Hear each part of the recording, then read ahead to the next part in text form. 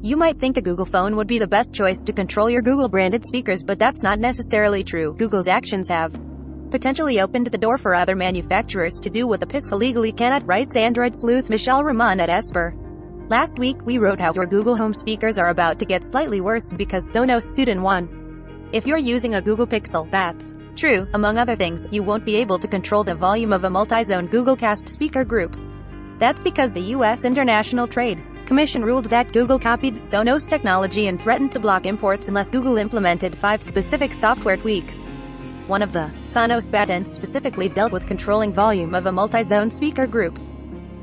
But when Rahman dug into the Android 12 code, he found that the way Google disabled remote speaker group volume control is incredibly basic. Google simply set a single value from true to false on its own Pixel phones. Rahman writes, the second patch seems tailored to allow Google to ship Pixel phones without the ability to control the volume of remote speaker group sessions. But it also leaves an easy way for OEMs to ship their own devices with the feature enabled.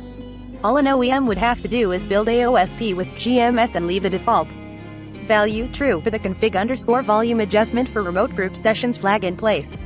It sounds like if Samsung or Xiaomi, currently the world's top 2 Android manufacturers, want their phones to control the volume of an entire speaker group, something a Google Pixel can no longer do. As of the latest update, they don't have to lift any additional fingers. They just have to avoid intentionally turning it off. And Rahman says that, at least in beta, the upcoming Android 12L works this way as well.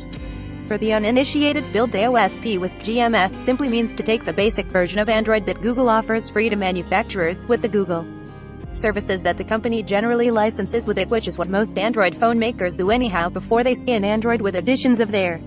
None of this means that any phone maker will necessarily take Google up on this possibility. For all I know, I am not a lawyer, Sonos could just turn around and sue them, too, using its victory against Google as precedent. But it's all very intriguing to think about.